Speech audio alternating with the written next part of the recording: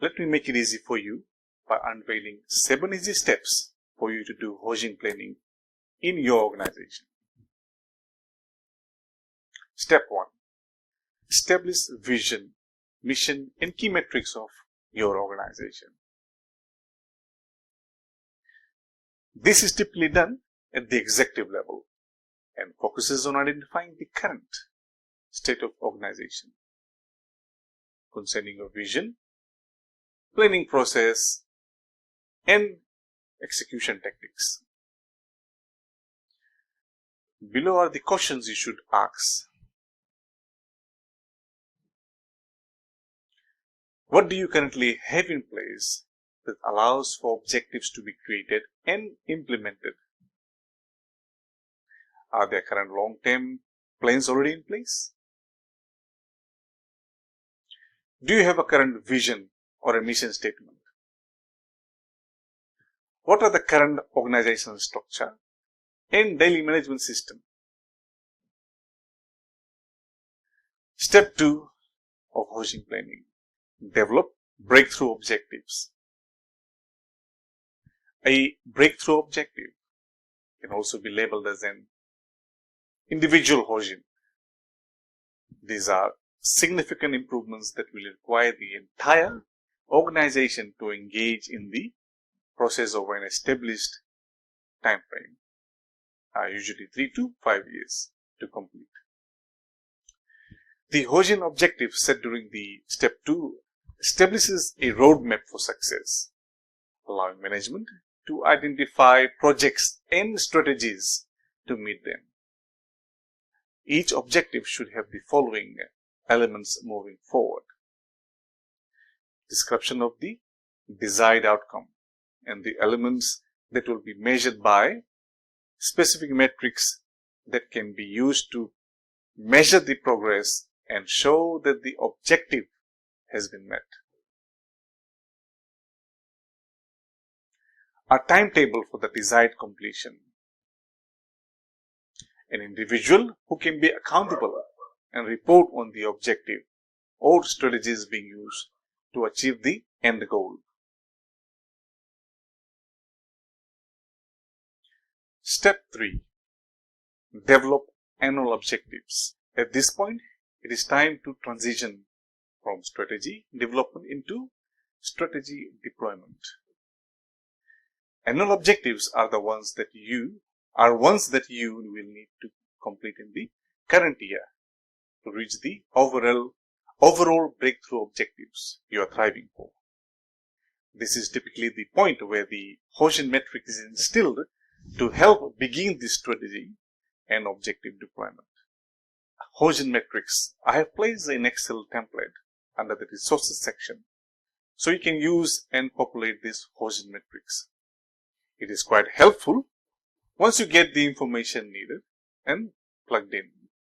The benefits are: when completed, you have a strategic planning document that keeps everyone on the same path, establishes the intent of company's actions by linking a vision, strategic objectives, and actionable activities in one place. Assign high-level ownership to specific areas of focus. Your output is now the actionable improvements that can be reviewed and modified using a popular lean tool known as Catchball. Step 4. Deploy via Catchball. Catchball is the communication process where multiple parties engage in an ongoing exchange of information about what will take to achieve a particular objective. It's both a top-down and bottom-up approach that helps for multiple views to collaborate towards the best approach to achieve an objective. Catchball has multiple benefits, including a staff that feels as though they took part in the development, which can therefore lead to a sense of ownership in the process. In its original form, Catchball has a vertical application meaning that the top level of management sets the goals for the company and prepares a strategy proposal. They toss it like a ball to the lower level and wait to receive feedback and tactics proposition. There may be a few iterations before the consensus is reached. On their part, mid-level management tosses the goals down to team leaders, and the process is repeated until the ball has reached even the people at the bottom of the pyramid.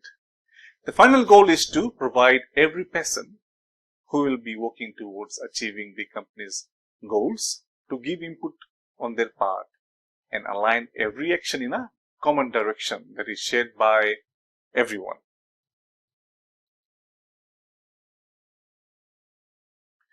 Although this strategy is usually thrown down by executives in lean, tactics and process improvements are tossed up by lower management levels and regular team members.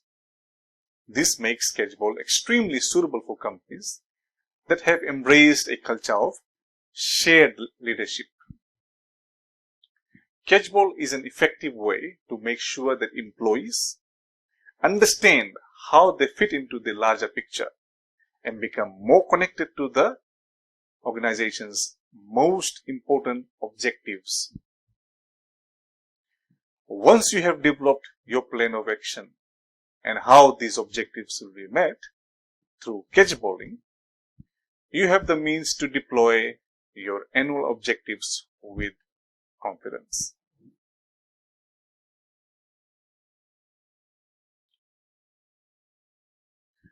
Business benefits of applying catchball. Now, in the context of lean team management, catchball is a practice that can lead to a rapid increase of engagement in your team, which on the other hand will help you achieve continuous improvement. When looking at new ideas or plans for your company, this element of Hoshin kanri method can help you a better understanding of the practicality of your plans and decide whether or not they will be a success.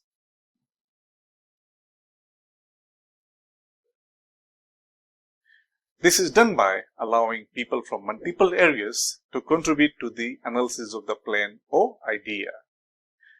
They will be able to suggest practical improvements coming straight from the kitchen and will be more determined to execute the plan, wanting to prove that their suggestions have an actual value.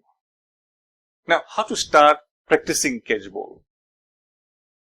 Although Hoshin kanri, catchball seems like a simple practice, you will need to follow a set of universal rules if you are determined to make it part of your lean management tool arsenal. First of all, you need to understand the catchball. You need to understand that catchball should be played by all the people that can contribute to your improvement process. As a leader, you need to make sure that everyone has the opportunity to hold the ball. After a person receives it, they should be given enough time to investigate the plan and provide feedback and data before passing the ball to the next player or returning it to you. Besides, you have to make sure that everybody understands that all of you are on the same team, and any ideas, even small suggestions, are encouraged. Nonetheless, when holding the ball, a person needs to accept ownership of their own ideas and suggestions, and therefore make sure they get executed if accepted by the team. Now, this may easily prove to be the most difficult aspect of the catchball process if you haven't established a secure environment for process ownership to blossom. Now, when passing the ball, A person who is not engaged or is afraid to hold the responsibility for unsuccessful propositions will just dodge the ball instead of catching it. Last but not least, when considering how to apply the catch ball process in your lean management efforts, you need to find the most suitable frame for passing the ball in your organization. You can hold dedicated team meetings in the form of discussion allowing the ball to be passed around naturally, or have one-on-one discussions with every person that can bring value. Now, the most important aspect of the format you choose is that everybody must be comfortable with it. Now, in summary, catchball is a simple but extremely valuable practice of the Hoshin kanri planning process in lean management. By applying it, you can increase information sharing across all levels of organization hierarchy, align the actions of every person and the goals of your organization or company, boost the process of continuous improvement. Step 5 of Hoshin planning: review results weekly, monthly and annually. Now, reviews are extremely important part of the Hoshin kanri process. They keep leadership updated on the progression, dedicate time to evaluate current issues that may have come, fosters the culture of accountability, and keeps everyone on the same track. Now, reviews must be taken seriously and not for granted. They are a vital part of the process and can be the difference in your overall success. Now, using simple charts like Hoshin kanri bowling chart will help track progress and keep everyone on target. Step 6. Problem solving. Throughout the review process, there will be times when you come across objectives that were missed or not even met. This will require countermeasures to be put in place and implemented. Root causes will be needed to be analyzed and counter actions developed to restore the progress. Like in many lean processes, plan, do, check, act becomes very crucial in this phase of the Hoshin process. Step 7. Reflection time. Now, this is the time to reflect on what did and didn't work throughout the process. It's a time to learn and teach one another what you have learned. This is the step that some just skip after completed Hoshin. However, this time spent can help your organization in moving forward as well as help in development of future breakthrough objectives.